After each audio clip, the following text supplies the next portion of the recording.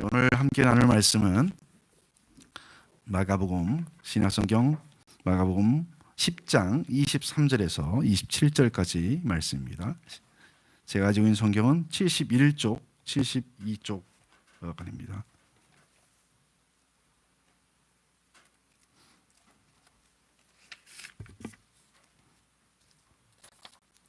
마가복음 10장 23절부터 27절 우리 함께 예배당에 계신 우리 성도님들도 또 온라인으로 예배드리는 성도님들도 함께 23절부터 27절까지 말씀 함께 소리내어서 읽도록 하겠습니다. 같이 읽겠습니다. 시작. 예수께서 둘러보시고 제자들에게 이르시되 재물이 있는 자는 하나님의 나라에 들어가기가 심히 어렵도다 하시니 제자들이 그 말씀에 놀라는지라. 예수께서 다시 대답하여 이르시되 얘들아, 하나님의 나라에 들어가기가 얼마나 어려운지 낙타가 바늘기로 나가는 것이 부자가 하나님 나라에 들어가는 것보다 쉬우니라 하시니 제자들이 매우 놀라 서로 말하되 그런즉 누가 구원을 얻을 수 있는가 하니 예수께서 그들을 보시며 이르시되 사람으로서는 할 수 없으되 하나님으로는 그렇지 아니하니 하나님으로서는 다 하실 수 있느니라. 아멘.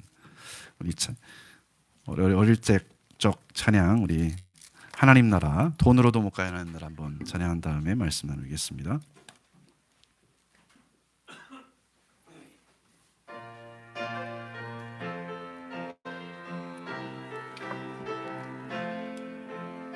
돈으로도 못 가요 하나님 나라, 힘으로도 못 가요 하나님 나라, 거듭나면 가는 나라 하나님 나라, 믿음으로 가는 나라 하나님 나라, 벼슬로도 못 가요 하나님 나라, 지식으로 못 가요 하나님 나라, 거듭나면 가는 나라 하나님 나라, 믿음으로 가는 나라 하나님 나라, 어여뻐도 못 가요 하나님 나라, 맘 착해도 못 가요 하나님 나라, 거듭나면 가는 나라 하나님 나라, 믿음으로 가는 나라 하나님 나라. 이제 사순절이 두 주가 남았습니다. 다음 주면 고난주간입니다. 예수님의 고난, 예수님의 죽으심을 묵상하면서 그분을 닮아가며 따라가는 남은 또 사순절 기간들이 되기를 간절히 소원합니다. 여러분, 예수님께서 이 땅에 오셔서 이 공적 생애를 시작하면서 선포하셨던 말씀을, 첫 말씀을 여러분 기억하십니까? 마가복음에 기록된 첫 말씀, 마가복음 1장 15절에 이렇게 기록되어 있죠. 때가 찼고 하나님의 나라가 가까이 왔으니 회개하고 복음을 믿으라. 여기서 말씀의 핵심은 하나님의 나라가 가까이 왔다라는 그런 말씀입니다. 하나님의 나라가 가까이 왔다. 이건 참 우리 무슨 의미일까요? 여러 번 우리 나눴었는데 여러분의 기억을 다시 떠올리면서 하나님의 나라가 가까이 왔다는 말이 무슨 의미일까? 우리는 나라 하면 제일 먼저 생각하는 것이 땅이잖아요. 땅, 영토입니다. 대한민국 하면 한반도 남쪽 부분 이렇게 우리는 금방 땅을 먼저 생각합니다. 물론 나라의 아주 중요한 요소죠, 땅이. 그러나 성경은 이 땅보다도 더 본질적인 요소를 다루고 있습니다. 이야기합니다. 그것은 뭐냐면 왕권이죠. 주권입니다. 누가 왕이냐 하는 것이죠. 땅이 중요하지 않다는 말이 아니고 땅보다도 더 본질적인 요소. 그래서 예수님의 이 말씀, 하나님 나라가 가까이 왔다는 말씀은 하나님 나라의 왕이 가까이 왔다는 거잖아요. 하나님 나라의 왕이 지금 여기에 오셨다, 이런 말씀이잖아요. 오늘 함께 나눌 이 하나님의 말씀, 마가복음 10장에 나와 있는 말씀은 하나님 나라라는 주제에 대해서 말씀하고 있는 내용이죠. 10장 초반부에는 어린이들과 관련해서 하나님 나라를 이야기를 하셨어요, 예수님이요. 그리고 오늘 이야기는 이제 부자 청년과의 이야기를 통해서 하나님 나라를 말씀하십니다. 그리고 바로 뒤에 나오는 것이 예수님의 고난 받으실 것에 대한 세 번째 예고를 예수님이 하셔요. 다시 말하면 하나님 나라는 어떻게 받아야 하느냐의 문제에 대해서 어린아이와 같이 받아야 한다는 것이 이제 마가복음 10장 초반부의 내용이죠. 어떤 태도와 어떤 자세로 받아야 하느냐, 하나님 나라는 어린아이처럼 그냥 받아들여야 된다. 그리고 오늘 우리가 읽은 말씀의 바로 앞부분에 한 청년과의 이야기를 통해서 말씀하는 하나님 나라에 그러면 어떻게 들어가느냐에 대해서는 모든 것을 버려야만, 모든 것을 내려놓아야만 들어가게 된다는 것이 오늘 하나님 나라의 핵심적인 이야기죠. 여러분, 예수님의 우리가 제자로 산다는 것은 하나님 나라와 연결이 되어 있는 거죠. 예수님의 제자는 곧 하나님 나라 백성이에요. 하나님 나라 백성으로 들어가서 그 백성으로 살아가는 것, 그것이 예수님의 제자로 살아간다는 것입니다. 자, 오늘 우리가 읽은 말씀의 바로 앞부분의 내용을 먼저 함께 한번 생각을 해보겠습니다. 살펴보겠습니다. 어떤 사람이 예수님께 달려왔습니다. 걸어온 게 아니고 달려왔다 했어요. 그만큼 어떤 예수님을 만나고 싶은 간절함이 있었다는 것이죠. 그렇죠? 여러분이 누구를 만나러 갈 때 걸어가십니까? 달려가십니까? 여러분이 사랑하는 어떤 사람을 만나러 갈 때 걸어가십니까? 달려가십니까? 그렇죠. 달려가죠. 빨리 만나고 싶어서. 이 청년도 예수님에 대한 어떤 간절함을 가지고 있었던 거죠. 달려와서 그는 예수님 앞에 무릎을 또 꿇었다고 그랬습니다. 무릎을 꿇었대요.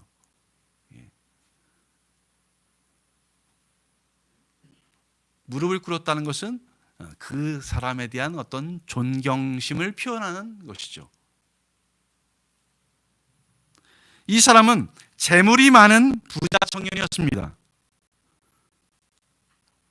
참 귀가 쏠깃한 사람 아닙니까? 재물이 많은 부자 청년이었대요.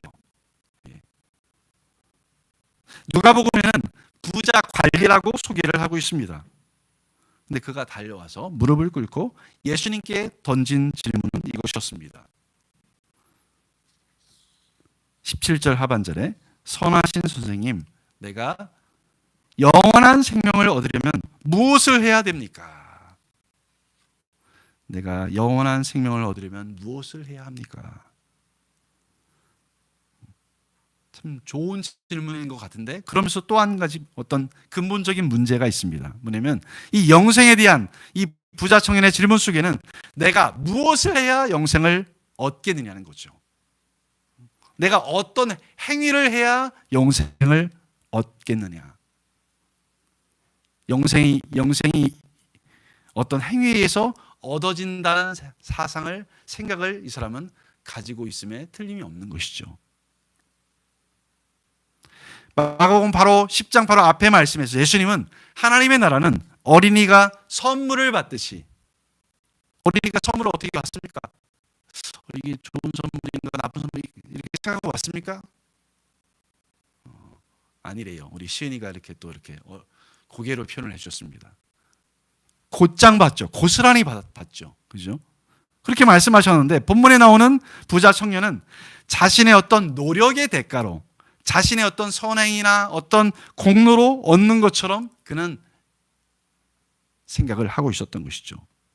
예수님께서는 이 부자 청년의 잘못된 영생에 관한 생각을 고쳐주시기 위해서 먼저 선한 분이 누구인지 가르쳐 주시고 그 다음 계명에 관한 문제를 다루시죠. 18절에 세번역 성경을 제가 한번 읽어보겠습니다. 예수께서 그에게 말씀하셨다. 어찌하여 너는 나를 선하다고 하느냐. 하나님 한 분밖에는 선한 분이 없다. 부자 청년은 분명히 예수님을 선한 선생님이라고 불렀습니다. 이 선하다는 표현은 구약 성경에 보면 하나님께만 사용되는, 하나님의 성품에 대해서 선하다 이런 표현을 이렇게 사용을 했습니다. 그런데 예수님은 부자 청년의 말을 받아서 선하신 분은 오직 하나님 한 분이다, 그렇게 수정해 주시면서 말씀을 이어가신 거죠. 물론 이 말씀은 예수님의 선하심을 부인하는 것이 아니죠. 당시 부자 청년은 예수님이 지금 가르치는 말씀들, 행하셨던 사역들을 다 들었을 것입니다. 그래서 큰 감동을 받은 것이 틀림이 없죠. 달려온 것이 그러하고 무릎을 꿇은 것이 그러하고, 그는 예수님께서 두루 다니시면서 착한 일을 행하시는 것을 보고 매우 좋은 인상을 받은 것이 틀림이 없습니다. 그래서 예수님을 여러 사람들 앞에서 주저하지 않고 이분은 선한 선생님이야 이렇게 불렀던 것이죠. 하지만 그가 생각한 이 선의 개념은 사람의 어떤 선행에 기초한 것이었습니다. 그래서 그는 선행의 실천을 통해서 영생을 얻을 수 있다고 믿었던 것이죠. 바로 그런 생각 때문에 예수님은 선의 근원이신 하나님께로 그의 주의를 환기를 시켰습니다. 예수님의 의도는 부자 청년으로 하여금 자신의 선행으로부터 선의 근원이신 하나님께 관심을 돌리게 하고 하나님의 선하심에서부터 출발해서 영생의 문제에 접근하도록 하려는 것이었습니다. 하나님 한 분 외에는 선한 이가 없느니라. 너 자신의 선에 의존하지 말고 모든 선의 근원이신 하나님을 바라보라, 그런 의미인 것이죠. 이것은 또한 영생을 인간의 선과 관련시켜서 생각하는 부자 청년의 가치관의 근본적인 변화가 있어야 한다는 말씀이기도 했습니다. 또 동시에 이 구원이라는 것은, 이 영생이라는 것은 사람의 힘과 노력이 아닌 하나님의 전적인 은혜에 의한 것임을 강조하는 27절의 말씀을 염두에 둔 가르침이었다고 볼 수 있습니다. 예수님은 선의 문제를 구체적으로 다루시기 위해서 부자 청년에게 이런 질문을 하십니다. 계명을 다 지켰느냐? 계명을 다 지켰는가? 그 질문을 저와 여러분이 받는다면 어떻게 대답을 할 수 있을까요? 너는 계명을, 하나님을 사랑하고 이웃을 사랑하는 그 계명 10계명을 너는 잘 지켰느냐? 이렇게 예수님께서, 하나님께서 오늘 우리 어린 자녀들부터 포함해서 어른에게 이르기까지 이런 질문을 하신다면 여러분은 뭐라고 답변하시겠습니까? 부자 청년은 너무나 자신 있게, 확신 있게 대답을 했습니다. 20절 말씀이죠. 20절 말씀. 우리 화면에, 세번역 성경의 화면에 이렇게 나와 있는데요. 20절 말씀 같이 한번 우리가 읽어보겠습니다. 시작. 그가 예수께 말하였다. 선생님, 나는 이 모든 것을 어려서부터 다 지켰습니다. 다 지켰습니다. 다 지켰대요. 예. 어떻습니까? 이 대답을 여러분들이 만족스럽습니까? 어떻습니까? 마태복음의 본문을 보면 이렇게 번역이 되어 있습니다. 그 젊은이가 예수께 말하였다. 나는 이 모든 것을 다 지켰습니다. 아직도 무엇이 부족합니까? 부자 청년은 어쩌면 예수님께서 계명을 잘 지켰느냐고 물었을 때 내심 기뻐했을지 모릅니다. 왜냐하면 율법을 지키는 것에 자신이 있었기 때문이죠. 그는 젊은 지도자였음에도 불구하고 나름대로 매우 경건하게 살았고 자신의 또 재력으로 나름 선행도 하면서 살아왔을 것입니다. 그래서 분명히 존경받는 이스라엘의 모범적인 관리였던 것입니다. 하지만 그는 예수님의 이 질문의 의도를 제대로 파악하지 못했던 것으로 보입니다. 왜냐하면 계명을 어려서부터 나는 다 지켰습니다 라는 그의 대답이 이것을 증명합니다. 과연 이 계명, 이 율법은 무엇을 우리에게 말하고 있는 것일까요? 율법의 기능은 무엇일까요? 율법의 기능은, 율법의 역할은 거울과 같은 것입니다. 거울과 같은 거예요. 거울은 어떤 기능을 합니까? 우리의 모습을 보게 해주잖아요. 여러분들이 아침에 오늘 주일 예배를 드리시기 전에 거울을 최소한 한 번쯤은 보셨을 것입니다. 거울을 왜 보십니까? 물론 안 보신 분이 혹시 있을지 모르겠는데, 왜 보십니까? 내 모습을 보려고 하잖아요. 더러운 모습도 있을 수 있고 좀 삐딱한 모습도 있을 수 있고, 그런 모습을 보기 위해서 그걸 보고 어떻게 합니까? 그것을 보고 우리가 고치잖아요. 거울은 거울이 고쳐줍니까, 여러분? 아니죠. 거울은 그 더러운 것, 고장난 것, 잘못된 것을 바로 잡아주지는 못합니다. 율법이 그러합니다. 율법은 죄인들을 의롭게 해주는 것이 아닙니다. 죄를 씻겨주시는 예수님께로 나를 결국은 이끌어가는 가정교사 역할을 하는 거죠. 가정교사 역할. 율법의 기능은 죄를 깨닫게 하는 것입니다. 내가 이거 다 지킬 수가 없구나. 내가 온전히 지킬 수가 없구나. 그것을 깨닫게 하는 거예요. 이 세상에서 율법을 온전히 지켜서 구원을 얻을 사람은 아무도 없습니다. 아무리 그 사람이 경건하다 할지라도 내가 율법을 지켜서 구원을 얻을 만한 사람은 아무도 없습니다. 그래서 예수님은 비록 부자 청년이 계명을 어려서부터 잘 지켰다고 장담했지만 그가 영생을 얻는다고 말씀하지 않았던 것이죠. 예수님께서 그 형제를 보시고 사랑하셨습니다. 그가 계명을 잘 지켰다는 주장에 감명을 받아서 그를 사랑하신 것이 아니었습니다. 영생에 대한 어떤 진지한 태도, 예수님께 대한 존경심을 가진 그 마음을 예수님께서 귀하게 여기신 것 같아요. 예수님은 부자 청년의 그 자신의 부족함을 인식하고 예수님 앞에 꿇어 엎드려 앉아서 영생의 길을 물었기 때문에 그가 계명을 잘 지켰느냐, 그것에 관계없이 그를 사랑하셨습니다. 사랑하는 우리 성도 여러분, 우리 자녀 여러분, 예수님은 지금도 언제나 우리의 마음의 자세를 보십니다. 내 마음의 자세를 보시죠. 나의 겉모습, 외모로 판단하시지 않습니다. 나의 겉모습과 내가 화려하게 말하는 그 어떤 말로 예수님께서 속아 넘어가시는 분이 아니시죠. 내 속을 다 보고 계십니다. 예수님은 부자 청년의 마음 속에 영생에 대한 이 간절한 영적 갈급함이 있음을 보셨습니다. 물론 부자 청년의 허물 또한 예수님은 간파하셨습니다. 그러면 부자 청년의 이 계명을 지키기가 지닌 문제점이 무엇일까요? 계명을 잘 지키면 좋은 것 아닙니까? 안 지켜서 문제 아닙니까?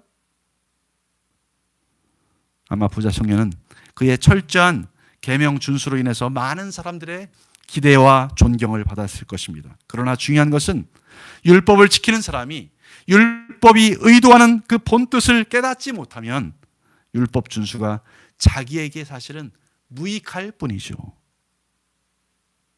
계명을 다 지켰다고 한 부자 청년에게 예수님은 이렇게 말씀하십니다. 21절 말씀입니다. 21절 말씀. 화면에 우리 세번역 성경 같이 한번 우리 자녀들도 같이 한번 읽어보겠습니다. 시작. 예수께서 그를 눈여겨보시고 사랑스럽게 여기셨다. 그리고 그에게 말씀하셨다. 너에게는 한 가지 부족한 것이 있다. 가서 내가 가진 것을 다 팔아서 가난한 사람들에게 주어라.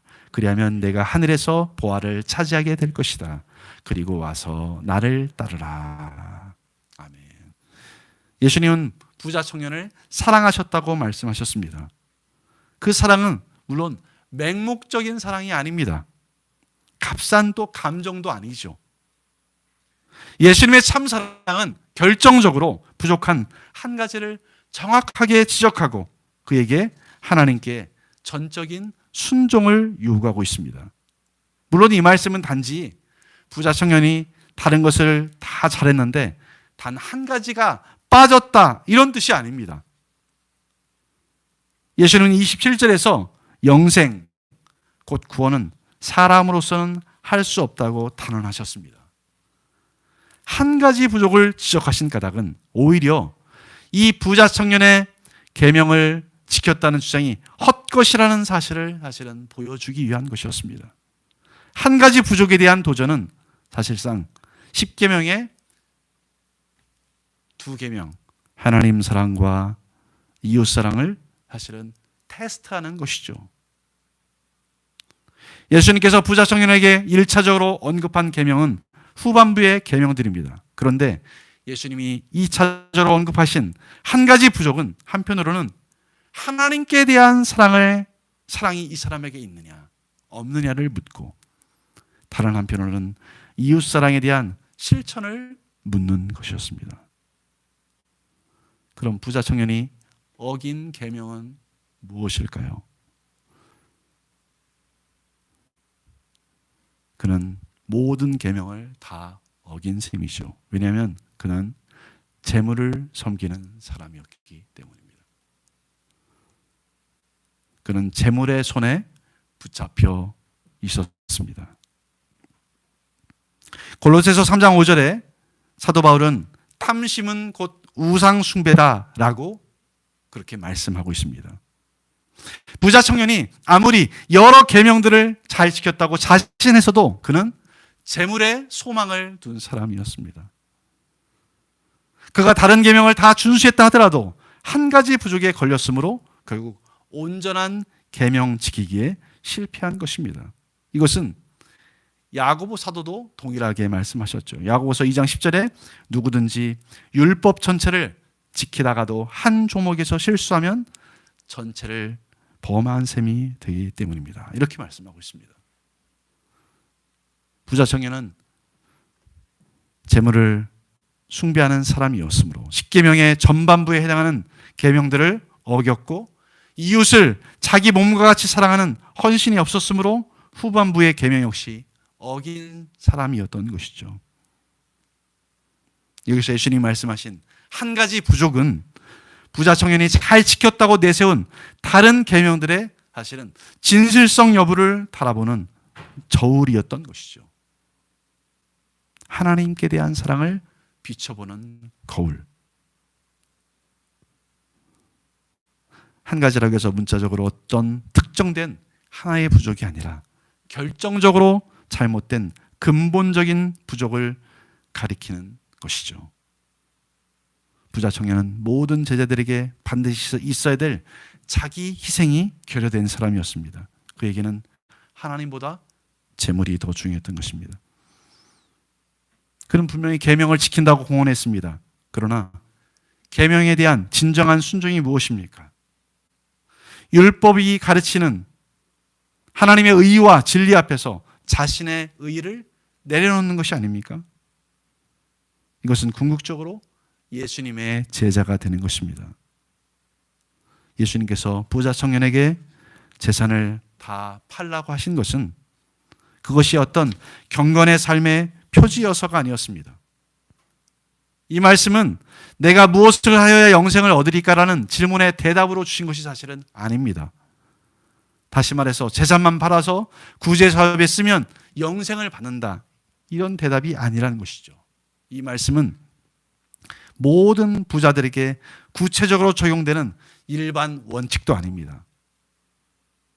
그럼 무엇일까요?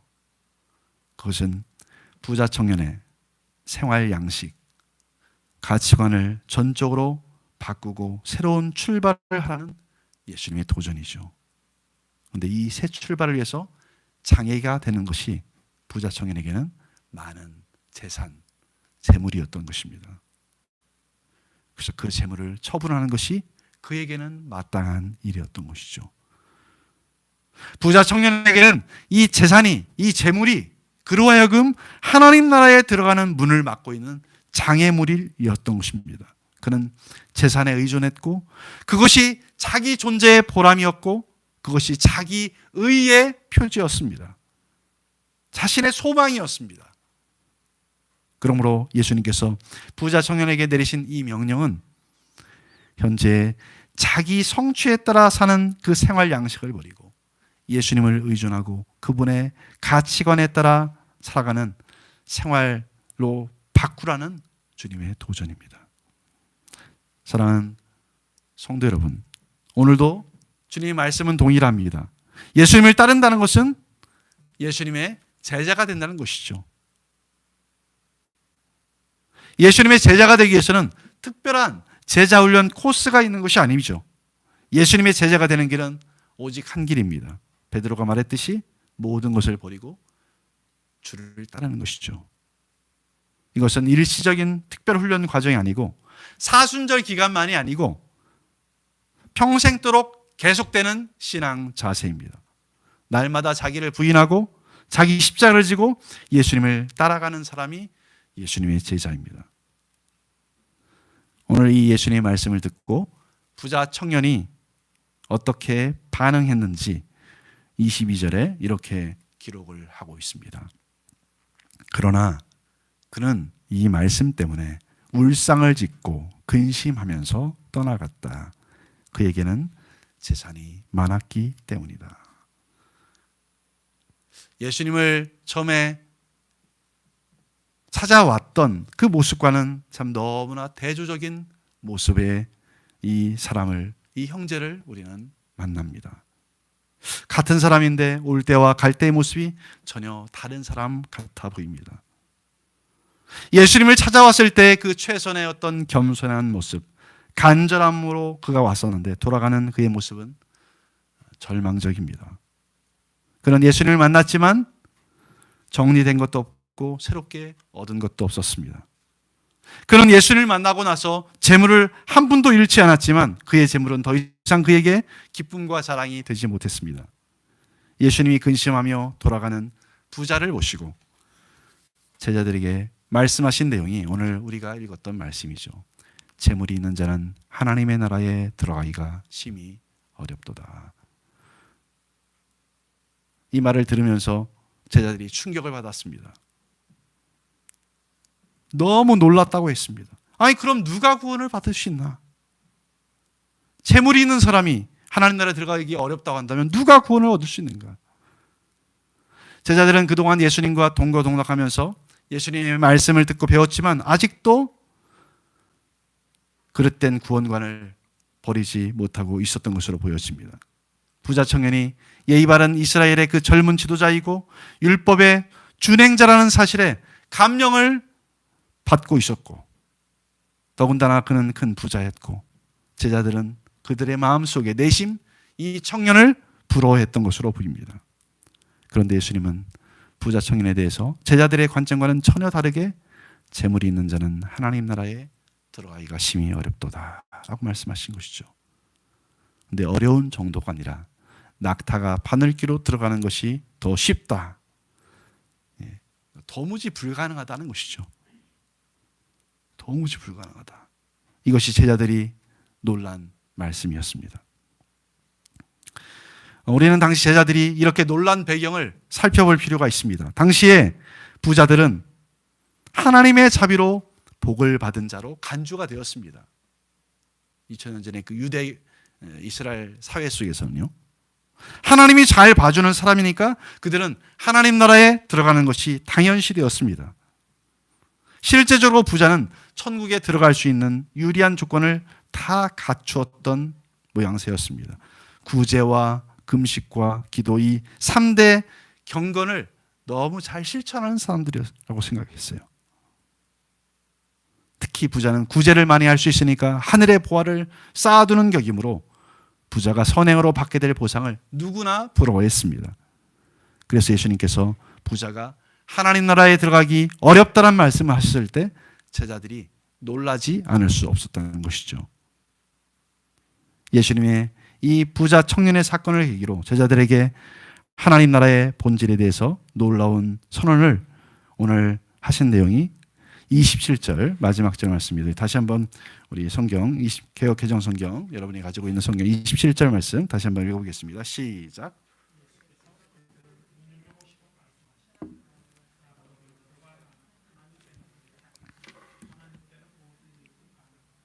네, 예수께서 그들을 눈여겨보시고 말씀하셨다. 사람에게는 불가능하나 하나님께는 그렇지 않다.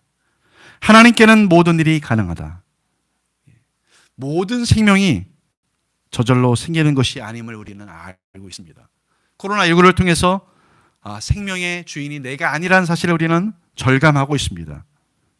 근원 대신 창조주 하나님에게 나오는 것이죠. 생명은.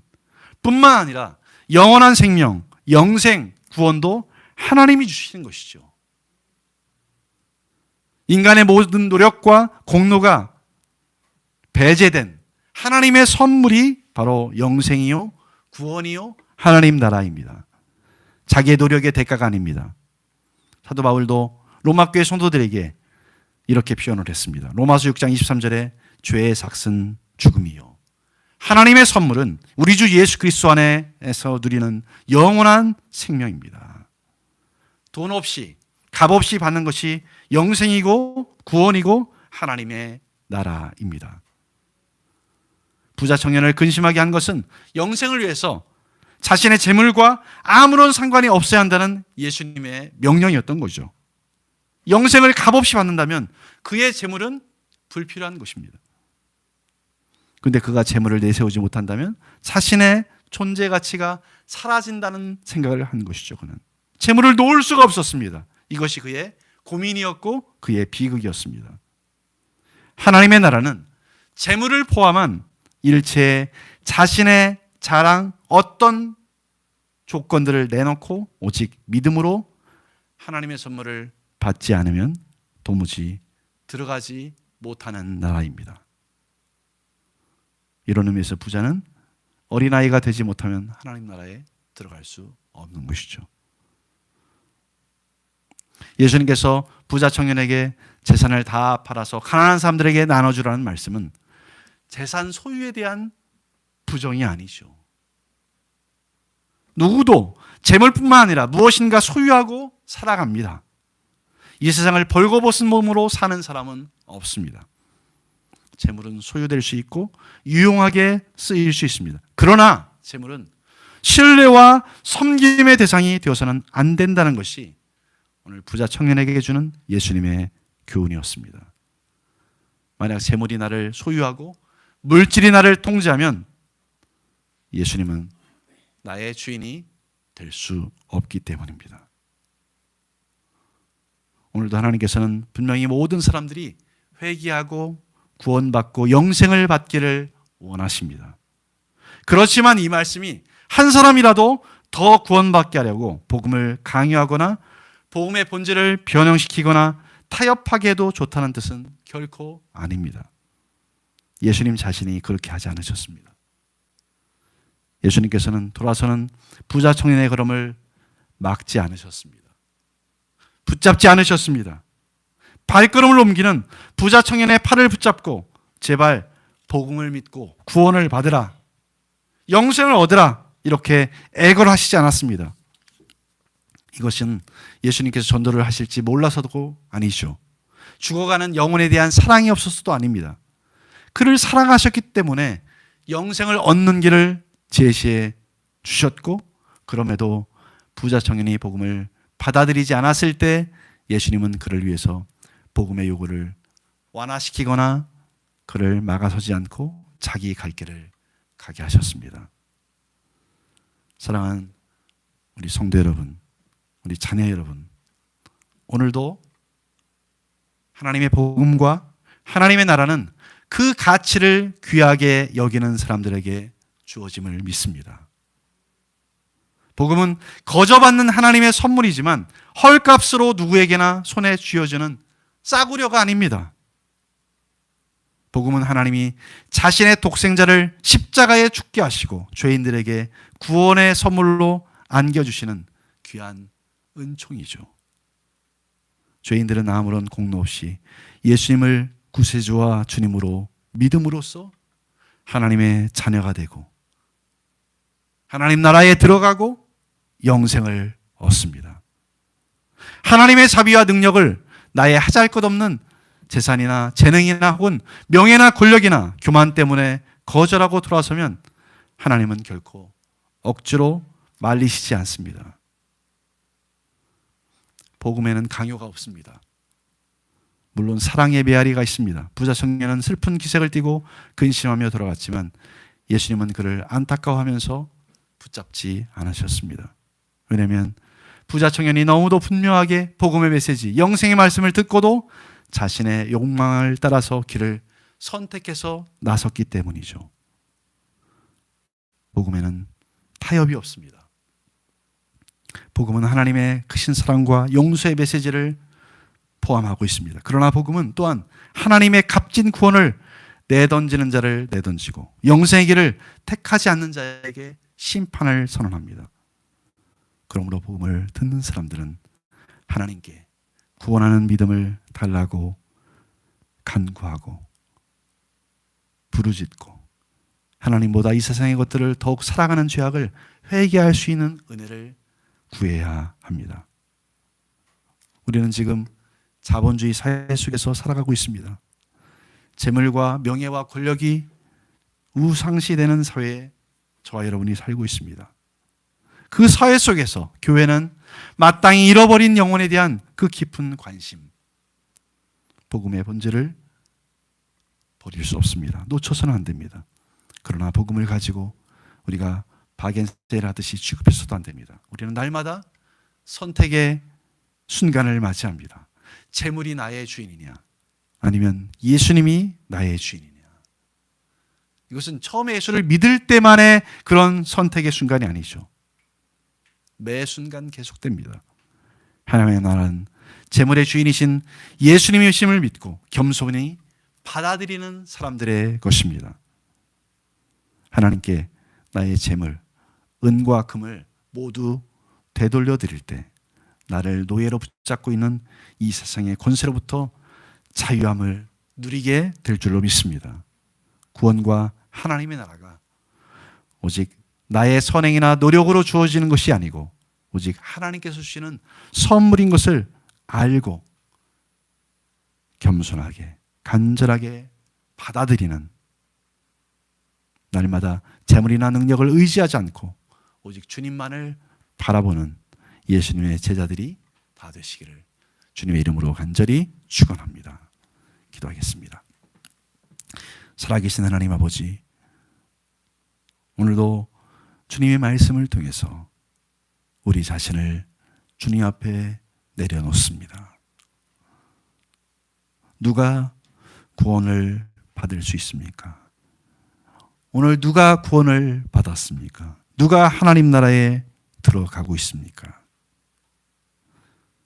내가 가진 재물이나 내 능력에 의해서 구원과 영생과 하나님의 나라가 주어지는 것이 아니라 하나님의 선물로 오직 하나님과 우리 주 예수 그리스도께서 주시는 선물이라는 것을 다시 한번 깨닫고 우리의 일상에서 재물과 내 능력을 의지하지 않고 재물의 노예로 살지 않고 예수님의 주인 되심을 날마다 선포하고